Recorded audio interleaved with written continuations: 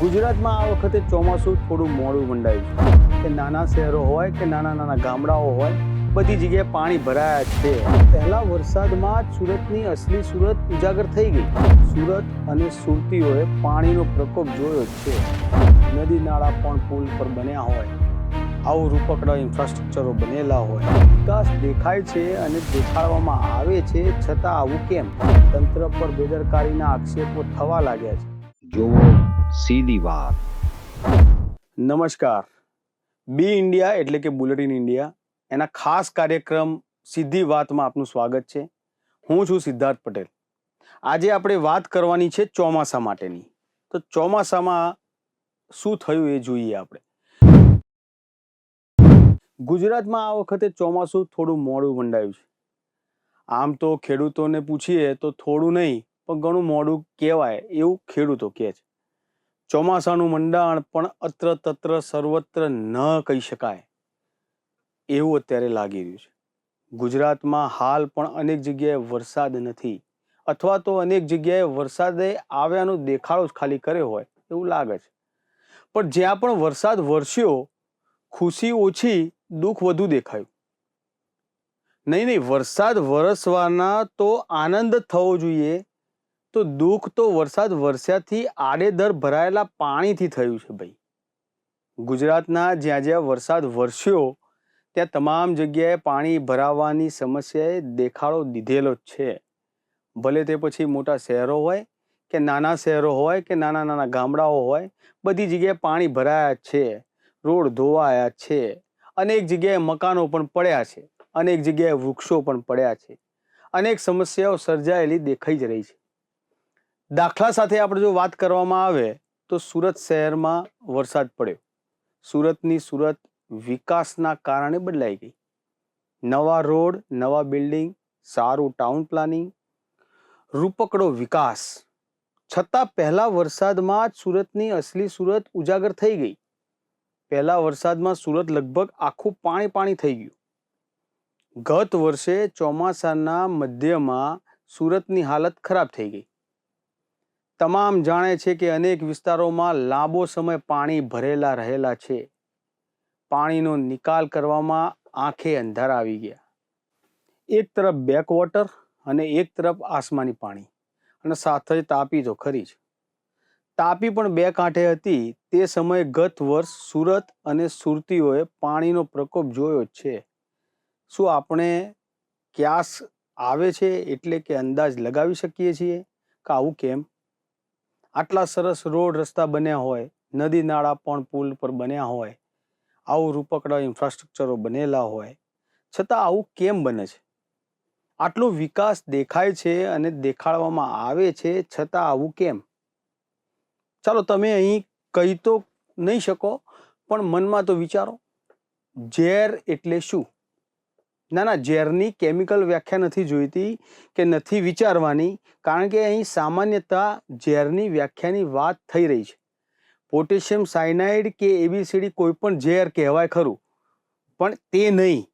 જો સામાન્ય રીતે જોવામાં આવે તો ઝેરની વ્યાખ્યા કરવામાં આવે તો કોઈ પણ વસ્તુની અતિશયોક્તિ એને ઝેર કહેવાય એવું આપણે કહી શકીએ. જી હા, કોઈ પણ વસ્તુની અતિશયોક્તિને ઝેર કહેવાય છે. ભલે તે પછી પ્રેમ જ કેમ ના હોય, ખોરાક કેમ ના હોય, પછી સાર સંભાળ પણ એ ઝેરમાં જ આવે. અતિશયોક્તિ થાય તો ઝેર કહેવાય. એક માત્રા કરતાં વધી જતી કોઈ પણ વસ્તુને ઝેર કહેવાય. જો એ પ્રેમ હોય, એક માત્રા કરતાં વધી જાય તો તે પણ બંધન બની જાય છે.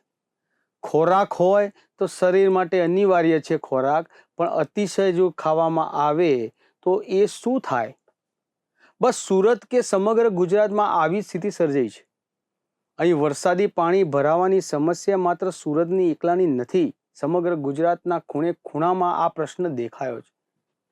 સુરત, નવસારી, વલસાડ, જામનગર, ખંભાળિયા, મહુવા, મોરબી, અમરેલી, ભાવનગર, જેસર, ગીર સોમનાથ, કડી, મહેસાણા, ડાંગ, બધા સમગ્ર બધી જગ્યાએ ગુજરાતભરમાં ક્યાંક તો ક્યાંક પાણી ભરાયા છે, તો ક્યાંક નાળા તૂટી ગયા, ક્યાંક રોડ ધોવાયા, ક્યાંક મકાનો ધરાશયી થઈ ગયા, ક્યાંક વૃક્ષો ધરાશયી થયા, બધી વગેરે વગેરે બધી કેટલીય વસ્તુઓ થઈ છે. ટૂંકમાં કહી શકાય કે પહેલા વરસાદે તમામ દ્રશ્યો સર્જેલા છે. પહેલા વરસાદે સર્જ્યા. વરસાદ પણ કેવો, અતિ નહીં પણ સામાન્ય સારો વરસાદ કહેવાય. અહીં ઝેરની વ્યાખ્યા લાગુ પડી જાય છે. સૌથી મજબૂત અલ્ટિમેટ અહીં વિકાસ થયો, વિકાસ છે. જી હા, વિકાસના અતિરેકને કારણે વિનાશનું સર્જન થયાનો ક્યાસ દેખાય છે. અલબત્ત ખાલી વિકાસ જ માત્ર એલિમેન્ટ નથી, બીજા અનેક એલિમેન્ટ્સ છે, પણ હાલ વાત વિકાસથી શરૂ કરીએ છીએ. વિકાસ ખૂબ થયો તેવું દેખાઈ રહ્યું છે કે દેખાડવામાં આવી રહ્યું હોય, પણ વિકાસ કોને કહેવાય તે સવાલ ઉદ્ભવે તે સ્વાભાવિક છે. પહેલાના સમયે લોકો તીર કામઠા લઈને યુદ્ધ કરતા, આજે લેઝર ગાઇડેડની મિસાઇલો ઉપયોગ થાય છે, એનો વિકાસ કહેવાય. તો વિકાસ છે જ ને, ક્યાં નથી? આ તો કેવો વિકાસ કહેવાય, ચલો આપણે એ સમજીએ. વિકાસ સર્જનાત્મક છે કે વિનાશાત્મક છે, તે પણ અહીં મહત્વનું કારણ છે.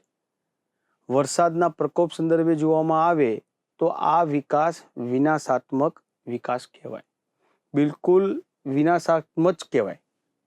અહીં વિકાસ એટલે સરકાર દ્વારા કરવામાં આવતો વિકાસની વાત નથી કરી રહ્યા. સામાન્ય માણસ દ્વારા મકાન પણ બનાવવામાં આવે છે, એને પણ વિકાસ કહેવાય છે. ચોખટ કરવાનો ઉદ્દેશ સરકારની પક્ષ ખેંચવાનો નથી. વિકાસ તો તમામને પ્રિય છે અને કહેવાતા વિકાસથી જ બધા છે. જો કે આ સ્થિતિનું સર્જન પણ કહેવાતા વિકાસના કારણે જ છે. વરસાદી પાણી અને વિનાશાત્મક વિકાસ મૂળ મુદ્દો પકડીએ તો વિકાસ થયો છે અને ભરપૂર થઈ ગયો છે. કદાચ વિકાસનો અતિરેક થઈ ગયો છે એવું કહીએ તો પણ ચાલે. શહેરો તો શહેરો, પણ ગામડાઓમાં પણ વિકાસ આંખે વળગે છે.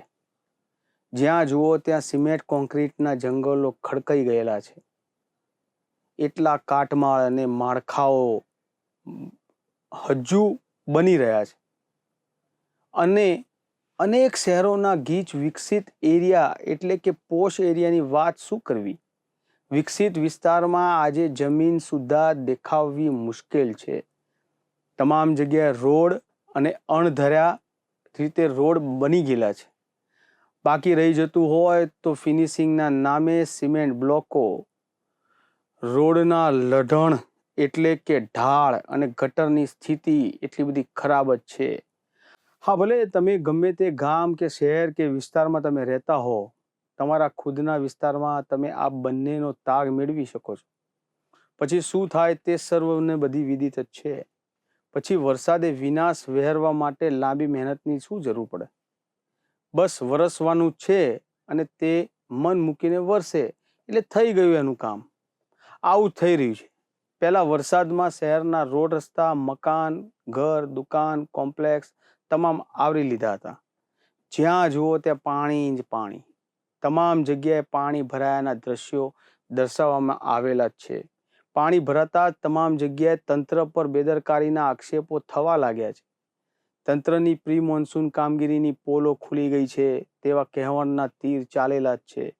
પણ શું પાણી ભરાવામાં ફક્ત અને ફક્ત તંત્ર જ એકલું જવાબદાર છે? હા, એવું નથી કે તંત્ર જવાબદાર નથી, પણ ફક્ત તંત્ર એકલું જ જવાબદાર છે. શું આપણે એટલે કે હું અને તમે બધા સામાન્ય માણસ આનાથી બચી શકશે ખરો? શું ગટર બ્લોક થઈ જાય તો ફક્ત તંત્રની જ બેદરકારી?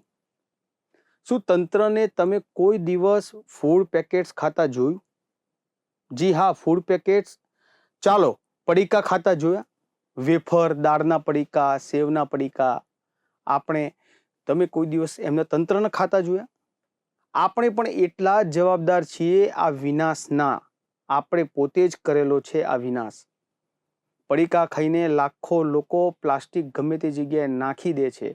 શું આ પ્લાસ્ટિક ગટર બ્લોક નથી કરતું? શું જાહેરમાં કચરો અને ઘન ગાર્બેજ આપણે નાખી દેતા હોઈએ છીએ તેનાથી આ બ્લોક નથી થતું? શું પાણી ભરાવાની સમસ્યામાં આપણે ભાગીદાર નથી? જ્યારે એક નાગરિક તરીકે જ આપણે જો જોવામાં આવે તો કચરો કરીએ છીએ ત્યારે બીજાને આખો દોષ દેવો વ્યાજબી ના કહી શકાય. હા, તંત્ર દ્વારા અણગણ બાંધકામો કરવા, બાંધકામ પછી ખોદકામ કરવા, ખોદકામ પર અધૂરું અધૂરું મૂકીને પછી ખુલ્લું રાખવું, ખુલ્લેઆમ વીજ વાયરો રાખવા, ખુલ્લા ગટરના ઢાંકણા રાખવા, ગુણવત્તા વગરના બાંધકામો, ખાસ રોડ ગુણવત્તા વગરના, ગણિત વિનાના પુલ અને રસ્તા બનાવવા વગેરે વગેરે અનેક બાબતો તંત્ર અને સરકાર વાંકમાં છે. પરંતુ તંત્ર અને સરકારની બેદરકારીથી જીવ પણ જાય છે, અનેક જીવ ગયા છે અને આવું જ રહેશે તો જવાની શક્યતા પણ ખરી જ. વિનાશાત્મક વિકાસની હોડમાં ફક્ત સરકાર કે તંત્ર એકલું જવાબદાર નથી. આ હોડમાં આડકતરી રીતે પણ આપણે પણ એમાં સામેલ જ છીએ. હા, જ્યાં સુધી પહેલા પડીકા ફેંકવાનો પ્રશ્ન છે તેમાં સરકાર નહીં, ફક્ત ને ફક્ત આપણે જ જવાબદાર છીએ. માટે દરેક પ્રશ્નમાં સરકારની જવાબદારી ફિક્સ કરી અને બે જવાબદાર ન બનીએ. થોડી નાગરિક તરીકેની જવાબદારી પણ આપણે નિભાવવી જ પડશે. હા, આનો મતલબ એવો બિલકુલ નથી કે સરકાર કે તંત્ર જવાબદાર નથી, કે 100% એ છે. ચાલો સહિયારા જવાબદાર બનીએ અને સુરક્ષા સિક્યોર જાતે આપણે કરીએ તો આ પ્રશ્નનો ઉકેલ આપણે સાથે રહીને લાવી શકીએ છીએ. બસ આજે આટલું જ. અમને આ મામલે તમારા પ્રતિભાવની રાહ જોઈશું. સમર્થન કે વિરોધ ગમે તે હોય, પ્રતિભાવ આપો અને તમારા મનની વાત અમને કહો. અહીં સામેવાળા પણ બોલી શકે છે અને અમે સાંભળવા માટે પણ તૈયાર છીએ. તમારા પ્રતિસાદને અમને જણાવો. અમારા કોમેન્ટ બોક્સમાં તમે જરૂરથી લખો. કોઈ પણ સારા ટોપિક વિશે પણ તમે અમને આપી શકો છો, અમે એના ઉપર પણ બનાવી શકીશું. બી ઇન્ડિયાના ખાસ કાર્યક્રમ સીધી વાતમાં અમને સાંભળવા બદલ આપનો ખૂબ ખૂબ આભાર. ગુજરાતમાં આ વખતે ચોમાસું થોડું મોડું મંડાયું છે. કે નાના શહેરો હોય કે નાના નાના ગામડાઓ હોય, બધી જગ્યાએ પાણી ભરાયા છે. પહેલા વરસાદમાં જ સુરતની અસલી સુરત ઉજાગર થઈ ગઈ. સુરત અને સુરતીઓએ પાણીનો પ્રકોપ જોયો જ છે. નદી નાળા પણ પુલ પર બન્યા હોય, આવું રૂપકડા ઇન્ફ્રાસ્ટ્રક્ચરો બનેલા હોય, વિકાસ દેખાય છે અને દેખાડવામાં આવે છે, છતાં આવું કેમ? તંત્ર પર બેદરકારીના આક્ષેપો થવા લાગ્યા છે. જુઓ સીધી વાત.